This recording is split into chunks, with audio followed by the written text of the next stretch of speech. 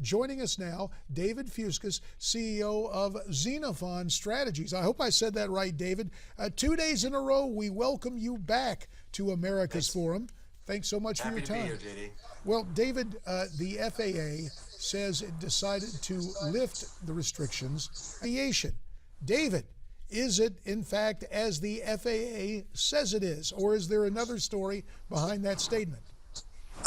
It's perfectly safe to fly into Israel. I think that the FAA made a mistake, an understandable mistake, when they put the ban on. They were very skittish because of the downing of the aircraft in the Ukraine. A missile came close to the airport in Israel, and they put the ban on. And why that isn't something that should be concerning to aviation safety is because the Iron Dome system that the Israelis have tracks every one of these missiles, which are not surface-to-air missiles. They made the decision that this was going to fall basically in a field, not injure property or injure people, so that they let it fall in, which is their policy. So the optics of doing that when it was a mile from the airport were pretty bad, no question about it, but it wasn't really a safety issue.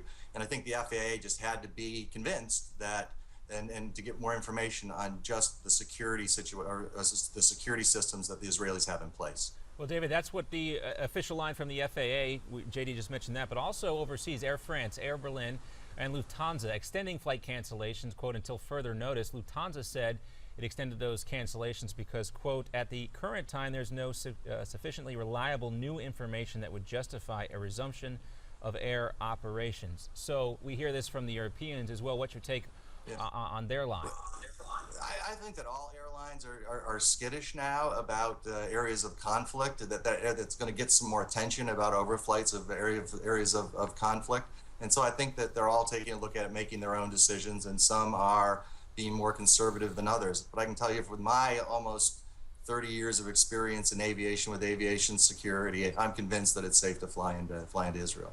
And David, as you mentioned that, can you update us on domestic airlines? Delta had suspended service, also U.S. Airways, and another carrier that escapes my memory right now. Do you expect these American airlines to fly back into Tel Aviv based on the lifting of the ban? Well, every airline is going to make its own decision on this, on whether or not to fly back into Tel Aviv, to fly back to Israel. My guess is that within a matter of a day or 2 days that they'll start their flights back up. It's just a guess, but that's what I think they'll do. And for the record, we should point out, as my partner very capably did to me with a note, United Airlines, the third American carrier that had suspended operations into Ben Gurion Airport there in Tel Aviv. David, a couple of other stories this morning that perhaps we need to emphasize just how important weather is in flight. Two stories from two different places on the globe. One from Africa, that Air Algeria flight. They're disappearing, or at least we didn't get a straight answer apparently for a long time. As you look at this situation, is this bureaucratic clumsiness, a reluctance on the airport, on the airline and the nation to come forward with this, or given the fact that transpired in Africa where there's a lot of political unrest, could there be something more to this story? Well, we won't know for some time yet. Certainly, information wasn't as forthcoming and quickly as it needed to be. But with weather in the area, could very well be a contributing factor to this. But I think it brings up the whole issue also of conflict zones and overflights of conflict zones. So conflict zones and overflights of conflict zones. So with all of Mali, there is an FAA. There is with overflights of Libya because of an ongoing civil war in the north of the country. Now, I'm not suggesting that anything happened from this conflict and down this aircraft. From all reports, those type of sophisticated weapons aren't in the hands of the rebels or the government there. But it does bring up the issue of overflights across conflict zones. Well, David, you look at this, and of course, because of what's happening in the news today, it's maybe the first thing that folks think of, especially when you hear about a plane missing over a nation like Bali or a region like North Africa, where we've had a lot of conflict. But also at the same time, an interesting subplot to all this is we're seeing some economic numbers coming out from some of the airline and also airplane manufacturers. There was a recent air show in the UK. Orders for these planes were up. Some of the initial earnings reports from airlines like Delta are up as well. Seems like a good time for air flight, but do you see any long-term impacts from some of these recent air tragedies? We know this stuff has happened before, but it does seem a little different this time around. If you look at the overall safety record of commercial air flight, especially when you get into the western regions with the United States or Europe, it is so safe to fly that people really, even if there's a small drop off, will come back very, very quickly. I don't anticipate that there's going to be any significant impact on the business of air travel from any of these accidents. Well, we have accidents, and then again we have the situation last week in the Ukraine, and there's no way to quantify the loss of life in terms of the value and the promise of the people on board that downed Malaysian jetliner. But the future of Malaysian Airlines, given the quote disappearance of the plane in down under, if you will, or we're still trying to track that, and now the shooting down over Ukraine, what happens to that airline specifically in terms of its economic well-being? Can it be sustained? Does it require the government to underwrite the air carrier even more? What do you foresee financially for Malaysian Airlines? I think Malaysian Air is in a very, very tough position. They so badly bungled the communications and the handling of the first accident that it has really tarnished their brand, tarnished their image, and people have lost faith in the company.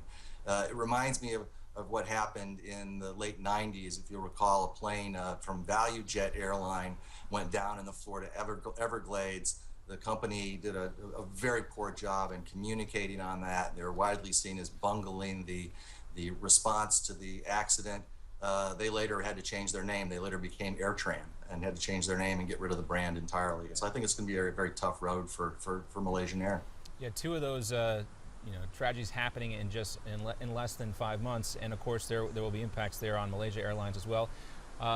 We also talked about something else here earlier, the Taiwanese crash that happened yesterday. Sure. Also the result of bad weather. What was interesting about that story is there were reports that the pilot had tried to fly around that bad weather and still tried to land. We know these planes can handle bad weather, but when you look at that assessment of what took place there, it seems as if that plane should not have been trying to attempt to land anyway. Well, we'll find out exactly when we get the information back from the black boxes, the flight data recorder. We'll get all the information we need to figure that out. But I think an interesting thing about the accident is they were flying an ATR turboprop aircraft, which are turboprops handle bad weather very well. They're typically used to go into more difficult terrain. They need a slower landing speed, shorter runways to land.